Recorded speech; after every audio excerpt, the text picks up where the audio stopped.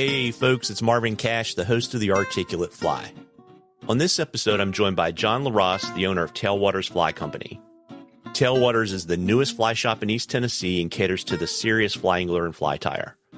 John shares his fly fishing journey, what makes East Tennessee such a special angling destination, and his vision for Tailwaters. I think you're really going to enjoy this one. But before we get to the interview, just a couple of housekeeping items. If you like the podcast, please tell a friend, and please subscribe and leave us a rating and review in the podcatcher of your choice. It really helps us out. And a shout out to our sponsor, Trout Routes. I've known Zach and the team at Trout Routes almost before Zach had a team at Trout Routes. We all know streams are getting crowded, and chances are you're not the only one at your local access point. Get away from the crowds and busy gravel lots by using Trout Routes Pro with over 350,000 access points, mapped across 50,000 trout streams, and much more.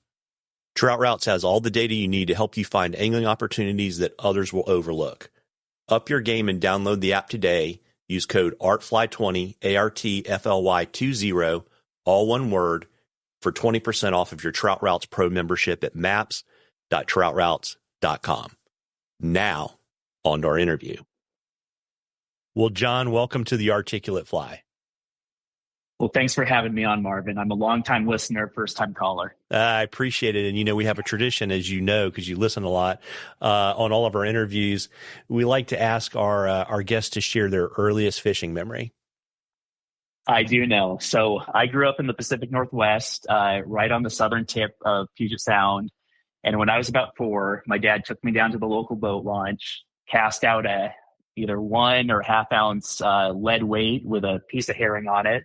And we caught a stringer full of what we called bullhead, which are basically like a big sculpin. And I remember bringing home a big stringer full of them rather than just leaving them on the dock as most of the people there did. And we ate them for dinner. I had very supportive parents growing up, and so we had many bullhead dinners growing up. Very, very neat. So when did you come to the dark side of fly fishing? Well, my grandfather passed away when I was 5 or 6 years old, and I inherited all of his fly tying stuff. So I kind of started, I tied some flies.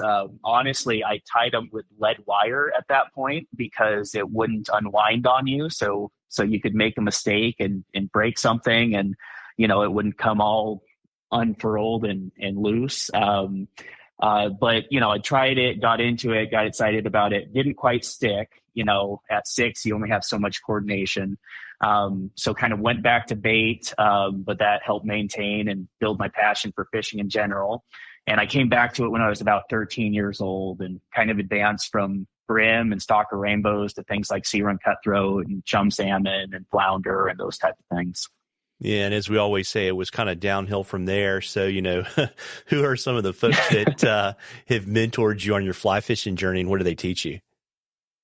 Yeah, so my dad definitely helped introduce me to the sport and got me out there. And then honestly, he took me to a local fly fishing club called the Puget Sound Fly Fishers.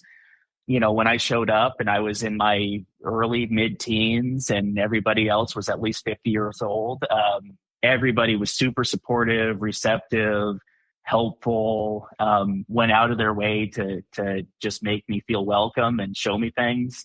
One person in particular, Gary Oberbillig, ended up being my grad project mentor. My grad project in high school was tying a ton of flies for a road trip up to British Columbia and Alaska after graduation. So he helped me with that. And then when I moved out to the Triangle, Raleigh, Durham, Chapel Hill in North Carolina, I got hooked up with the Triangle Fly Fishers. I'd say everybody in there has been really influential on my fly fishing journey and helping to, acclimate me to a new area. 3 people I'll just mention real quick. John Couric invited me on my first South Holston River trip. He had pretty selfish aims in mind. He was the president at the time, and he was recruiting board members, so I kind of got roped into that. But appreciate it overall.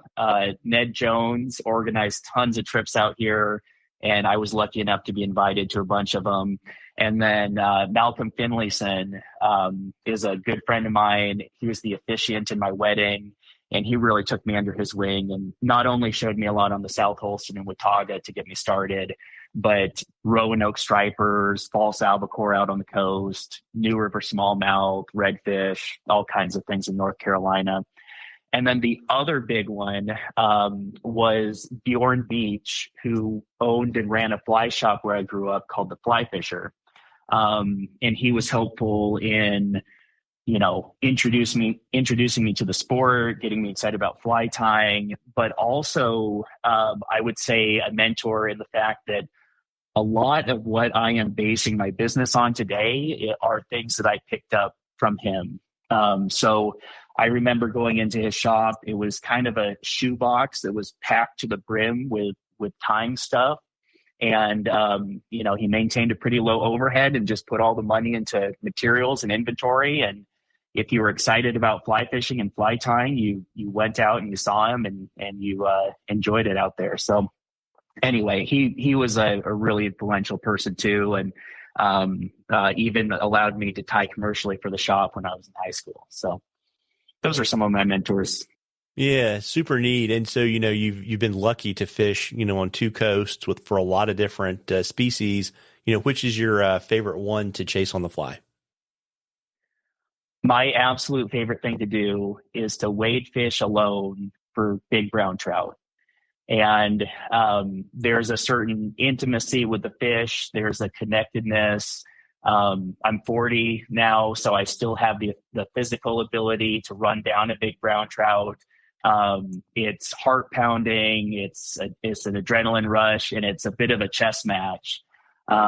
It's just something that I get really amped up to do. I also like fishing for stripers and hybrids here and browns in the lakes and all kinds of things like that. But wade fishing for big brown trout is my absolute favorite thing to do. Very, very neat. And, you touched on the fact that you kind of got a taste of fly tying when you were very, very little. And obviously, if you were tying commercially and you own a fly shop now with a big focus on fly tying, tell us a little bit about kind of how you came back to fly tying, after being 5 or 6 years old. Yeah. So again, started at 5 or 6 and came back to it really kind of around 13. My dad had hundreds of books in the house and dozens of them were around fly fishing and fly tying. And I just consumed all of those and started going to that local fly shop and spending my allowance there. And that's a habit that I developed that has continued for, 27 years. It's been kind of an ever evolving passion. And every time I've moved to a new fishery, it's a way for me to kind of figure out the new area and get really connected with it. And, even during periods of my life where I haven't been able to fish all the time or every day or every week or month, it's really a way that I've been able to stay connected with what I like to do. So, I have really vivid memories of sitting at my tying bench, thinking of, as I'm tying a split back nymph, thinking about the specific riffle here in the South Holston and the specific trout that I'm targeting with that nymph. So it's a habit that has served me well over the years. Very, very neat. Any kind of notable mentors or people that influenced you on your fly tying journey? Yeah. I would say that group out of Raleigh-Durham Chapel Hill, the Triangle Fly Fishers, we got together and did a beer tying event. They're still doing it. It's been going on for, 20, maybe longer than that, years. And everybody in there has been influential. We'll get together and kind of show each other patterns and ways of doing things.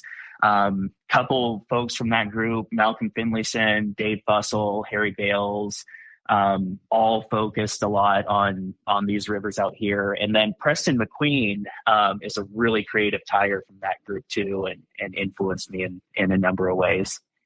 Neat. And, it's kind of funny, right? So you were in let's just say the real world in the Triangle. Yeah. And you're clearly obsessed with fly fishing and fly tying, but that doesn't really translate into like saying, we're going to leave the Triangle, we're going to move to East Tennessee and open a fly shop. Tell us a little bit about that. Yeah, so it's been a long time in coming. I started fishing out here probably around 2009. And as I got to learn the fishery and be out here, I just started coming out here as often as I could. In 2016, I think my wife and I came over here from the Triangle. And for those folks who don't know, that's a 4-hour plus drive. We came over here over 20 weekends in 1 year.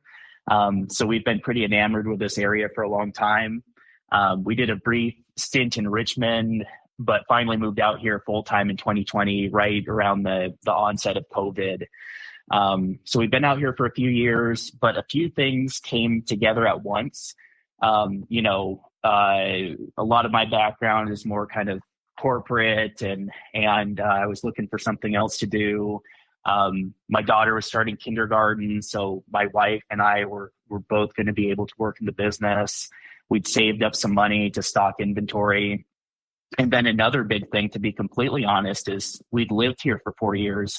I'd always been terrified of getting into the industry because I was afraid of burning out on it, to be quite frank. Some people you see get into it, and after a few years, they decide that, when your passion turns into a job, it can kind of put a damper on it a little bit. And I mean, I've been out here 4 years fishing every second that I can, and it has not gotten boring. It still feels like Christmas whenever I get to go out. So got over that. And then the last piece of the puzzle really was kind of seeing the opportunity, which we'll see how it plays out. We're about 2 months in, but, honestly, really well-stocked fly shops that have tying material, I feel like are kind of a dying breed.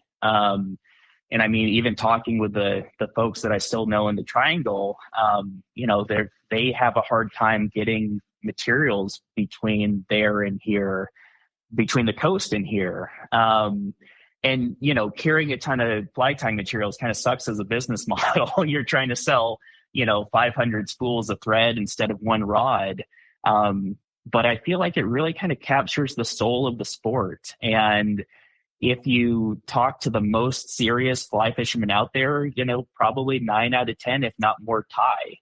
So anyway, it's just something I've been really excited about.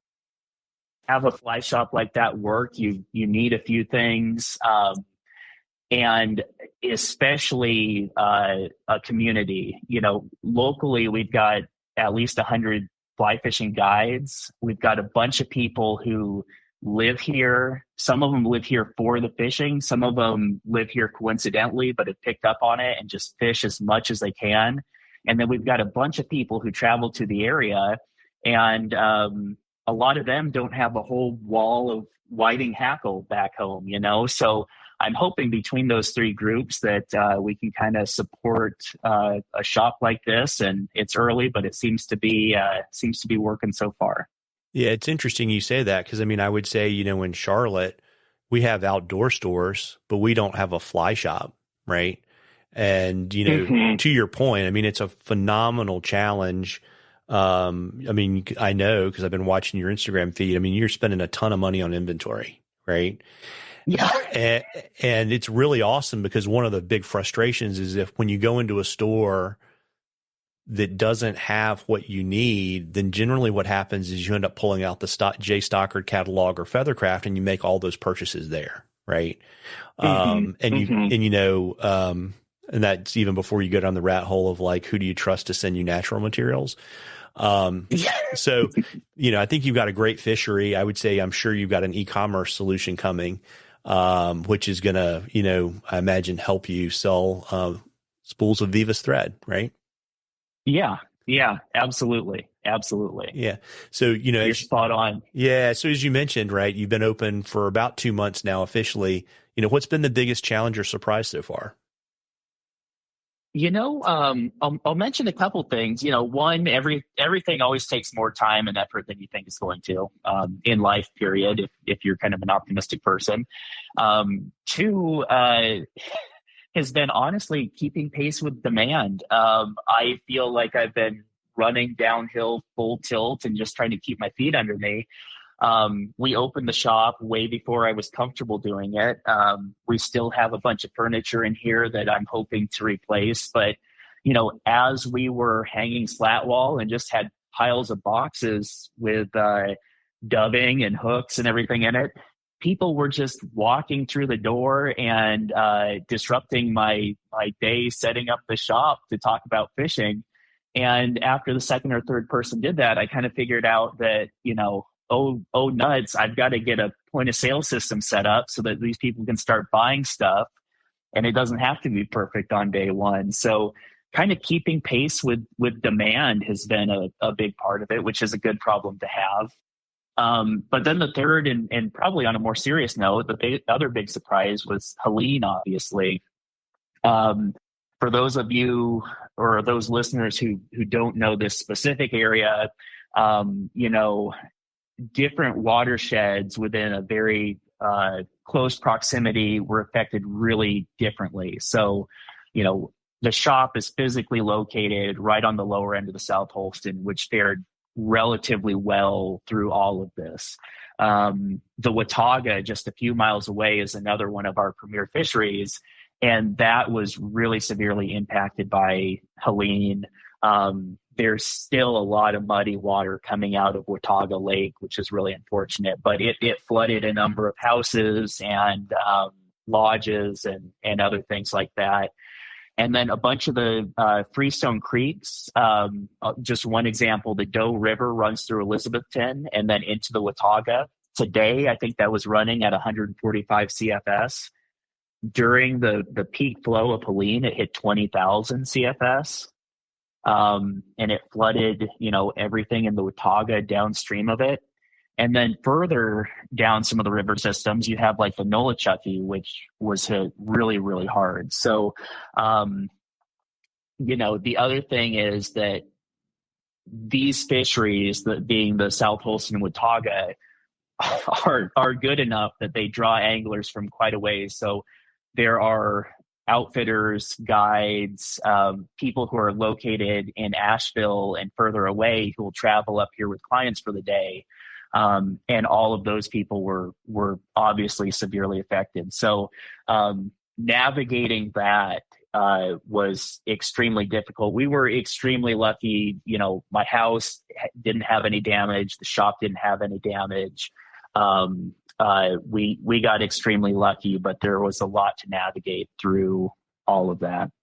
Yeah. And I would say, and I've been, since you listen, this on all the fishing reports and kind of where I can, and there's a huge human tragedy to all of this. But then the economic tragedy is, Southwest Virginia, East Tennessee, Western North Carolina, a huge component of their economy is their fall tourism season, right? Which was absolutely devoured. And, whether you're talking about being a month late with delayed harvest stockings, and those couldn't happen everywhere. But, what I would tell people, because I think a lot of people don't know, is that basically most of Western North Carolina, Southwest Virginia and East Tennessee are open for business. 40's open all the way across from North Carolina. 26 is open, so, where maybe, a week after you open the shop, you were going to have to drive 6 hours from Charlotte to get to Johnson City because you're going to have to go up 77 and come down. That's just not true anymore. And so, I completely get it. And I've been encouraging, people, one, to visit the communities and spend money, but also to buy gift certificates and not to reschedule guide trips. Absolutely. Absolutely. I would 100% agree with that. I've got one example of a guide who comes in here frequently. Literally during Helene, he had a tree fall on his house, and, he had a guide trip the next day, and he's kind of faced with a dilemma of, what do I do? And, he has a family to feed, and he elected to go out and take clients and put food on the table and hopefully have money when that repair bill comes in, So anybody who's thinking about, coming out here, doing a guide trip, I would really encourage them to, one, because it's helpful for the economy, and two, you can feel like you're doing something good, and three, the fishing has been pretty good, and not every single day is the same, but we've had a lot of big fish put in the boat here over the last month or so. Yeah, and there's some great restaurants in Johnson City. Some neat places to stay. So bring your non-fishing friends with you and make a big weekend out of it. Absolutely. Yeah. Absolutely. And so, I'm a bit of a shop rat. And so it's kind of what I do. And I also kind of know the game for how to get information out of fly shops when you travel, and hint folks, it helps to buy stuff. So, I'll neither confirm nor deny. Actually, I will confirm up front. yeah. And I've generally found that you get higher quality and more abundant information the more you spend. So, there you go. I have lots of flies that I'll probably never fish again, but it's all okay. Yeah. But, every shop has a personality, and I know you're really young, but you've kind of been around the sport and been in shops, what's the feel that you're going for with the shop, and kind of what do you think you need to do to, quote, have a good fly shop? Yeah. So in terms of feel, someone used this term, and I'd say it's exactly what I'm going for. They said, this almost feels overwhelming. And that's exactly what I'm going for. What I'm hoping to do is have kind of a shoebox of a place. Hopefully it's not quite that small, but just jammed, packed with as much stuff as you can physically cram into it. It's a place that's going to cater to serious fly fishers and have serious fly fishing equipment. Obviously, a lot of that is tying stuff, but there's also a lot of kind of niche products that are just the best out there, and they're really important for me to have. So, for example, if you're into Euro nymphing, I've got Pierre Sempe, which I've bought straight from that company in France. I've got High and Dry Floating. I've got Lefty Cray's Secret Indicator Yarn. There's all these niche little things that if you're real serious about it, I'm really hoping to have in stock. There's a lot of great fly shops with a lot of great, their own characteristics. This is not a place to kind of after a day of fishing and relax and unwind and talk sports. This is a place where if you want to nerd out on optics under the water or some other aspect of fly fishing that's pretty deep and in the weeds, we're perfect. And I'll talk your ear off for an hour. But what I want people to have in here is just kind of a sense of awe, a sense of sensory overload.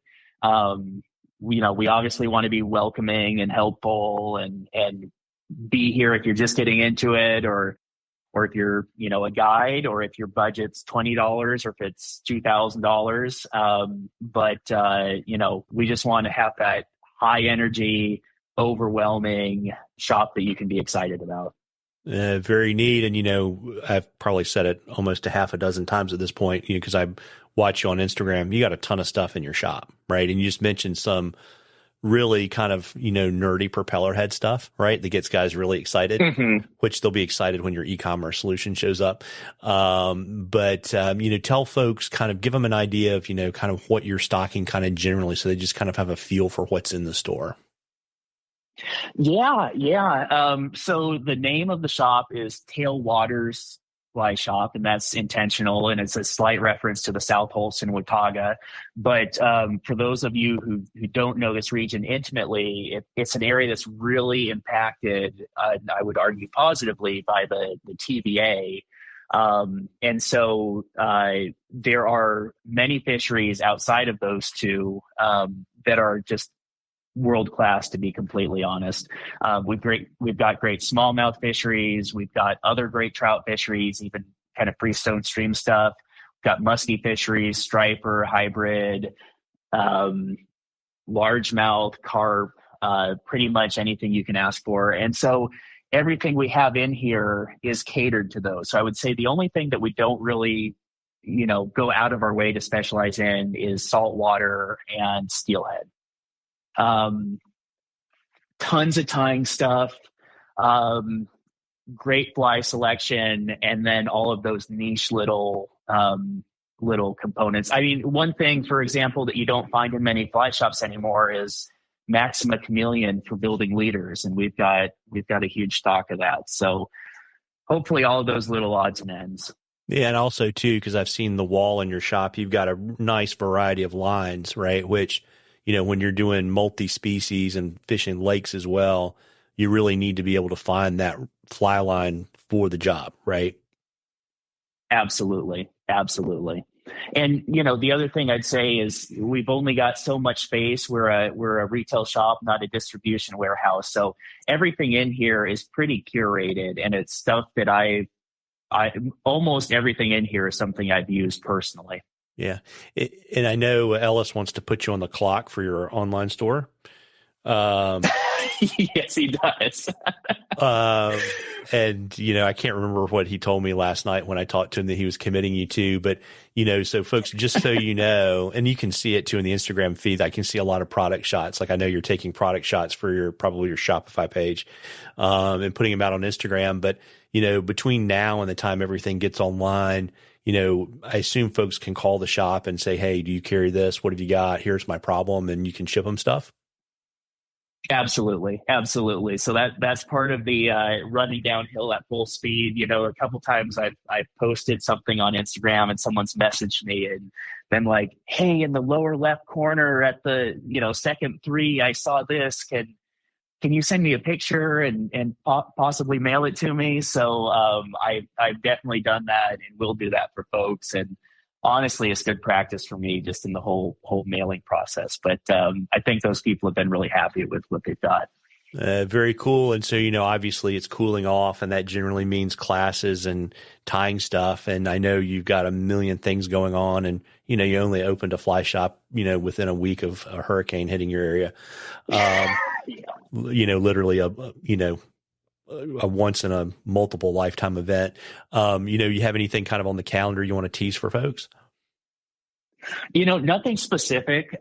We will do some sort of events. I don't know if those will be over the next 3 months or the next 15 months. We will probably start small and build intentionally, but we will have some events. And then honestly, too, in terms of kind of helping people out and that kind of thing, I'm certain that we will start doing more kind of instructional YouTube videos and that kind of thing over the medium term. Yeah, and very, very neat. And we should talk too, because I have all kinds of ideas. I spent a fair amount of time over there and got to spend some time with the tourism folks and kind of that entire region. So we'll have to maybe we can part together and do something. But, for folks that don't listen to everything that we do, kind of this part of the world is kind of in the wheelhouse for the articulate fly. But why don't we walk folks through, we can start with the South Holston and talk about the Watauga and kind of touch on some other things, but kind of let folks know kind of what's available, roughly how to fish it, maybe kind of the season, so we can talk about sulfurs on the South Holston and all that kind of good stuff. But why don't we start there and kind of walk through some of the fisheries? Yeah. And let me start with the South Holston Watauga, because those are the two preeminent. I think most people hear South Holston. What I will say is Watauga has been a really amazing river as well. So if you're ever coming out here, don't poo-poo the Watauga. If you have a guide who's trying to take you out there, just listen to them. If they're generating on the Holston, waiting the Watauga is not a bad option. So both of those rivers are tailwaters, kind of run and operated by the TVA. And it just creates a really amazing environment for trout. Both of those rivers eventually run into Boone Lake. And so you have a combination of resident fish that will grow extremely large. And then you also have fish that will migrate down to the lake, feed on shad in the winter, and then as the lake temperature rises, they'll move back up the rivers in search of cooler water. So there are some true fish of a lifetime in both of these rivers. In terms of season, I'll just kind of start in the spring with a few things to be on the lookout for. And typically these things happen on both rivers. So one may happen more on one river than another. And usually on the Watauga, it's a month or a couple weeks earlier than the Holston. So spring, we basically have sulfurs start hatching, and they start hatching on the lower parts of the river and move up. Caddis start hatching. There's a really great Mother's Day caddis hatch on the Watauga. The suckers run up both rivers and spawn. And if you hit that right, the fishing can be just absolutely amazing. And there's also shad runs. And so brown trout, hybrid, striper will follow these shad runs and feed on shad. And that's another really cool fishing opportunity if you hit things right. During the summer on both rivers, you have, continual bug hatches, a lot of sulfurs, a lot of caddis, particularly on the Watauga. And then during the fall, you get some kind of pre-spawn movement, pre-spawn activity. And, big fish that have been holding in very specific lies for 3 or 4 months are moving somewhere new. They don't quite have the scenery as dialed in. They may be a little bit more aggressive. And you see a lot of fish get caught pre-spawn that are really big. Winter fish will spawn and then go back on the feed. There's some really amazing streamer fishing that takes place out here on both rivers. And so, when people say, when should I come? There's a couple maybe a couple days, week or two in late August that are tough. And maybe there's a period between, post spawn and when the sucker spawn thing starts happening that can be a little tough, but it's pretty much good all year round. And then in terms of tactics, I always ask people what they like to do. I do a couple companion. I don't do any guiding. I do some companion trips that I've donated to the Triangle Fly Fishers over the years. And I always ask people what they want to do, because you can come out here and you can focus on dry fly fishing. You can come out here and you can European nymph. You can come out here and streamer fish, night fish. You can do pretty much anything that you want. And there's a few adjustments, and maybe certain times a year are better for one tactic over another, but they're both really dynamic fisheries. So that's the quick overview on the Holston and Watauga. One other thing I'll just mention, because it's kind of weird and it tells people what a geek I am when it comes to this stuff. But I have a drone, and I've been flying it over different sections of the South Holston, more South Holston, but Watauga as well, for a couple years now. And I've actually kind of charted out some of the migratory patterns that the brown trout take as they're moving up out of the lake. And again, kind of looking for that colder water throughout the season. So I can say pretty definitively that, by, let's just say, the end of July, the most of the big browns have moved out of one section and up into another. So that's kind of the overview on both of those tailwaters. Yeah. And so, also too, you got the lake, want to touch a little bit on the striper action? Yeah. So we have a number of other really great fisheries locally. The striper in Boone Lake is definitely one of them. During the winter, we'll have the lakes cooling down. Shad get stressed. They kind of seek a little bit warmer water, and it's really wild. Striper, hybrid, and striper. I mean, 20 pounds is not a big striper here. There are very large striper in Boone Lake. Hybrid over 10 pounds. And then what's wild is the brown trout get in there with them. And the brown trout will be in there eating shad right alongside the stripers. And we're talking browns, easily over 5 pounds and over 8 and sometimes over 10. So the striper, hybrid, and brown trout get together and feed on shad in kind of the fall and winter. That's a really amazing fishery. And then other ones that we have, within a reasonable distance of here are smallmouth, both kind of during the summer, and there's also some tailwater opportunities for them locally. We've got muskie within a reasonable distance. Some of them, again, fisheries affected by TVA. And then there's other weird things that people don't even do a lot of fly fishing for, like walleye. I need to get that on my bucket list, because there's really great walleye fisheries out here. So a lot of cool stuff. Even chasing carp, there's great carp fisheries out here on Boone Lake. A lot of people don't travel here for carp, but if you're local, we've got a lot of really cool fisheries. Yeah, the neat thing is, really there's so much close, but even within, if you make, your part of the world kind of a base of operations, within a relatively reasonable drive, right? Particularly if you're used to driving 4 hours from Raleigh.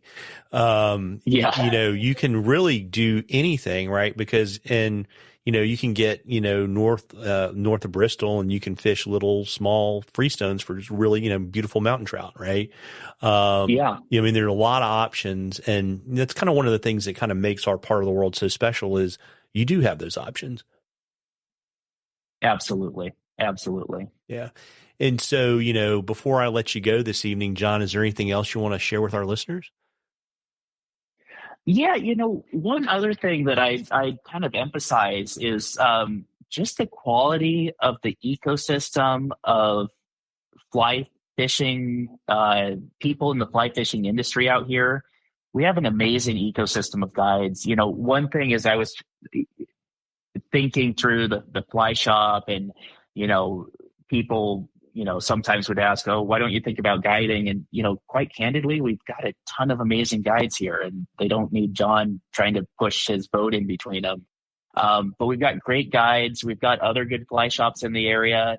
I'm doing something different than some of the other fly shops, but if you're here for the weekend, you don't only have to come see me, stop in and check out South Holston River Fly Shop, the Fly Box, Eastern Fly Outfitters, Trophy Water Guides.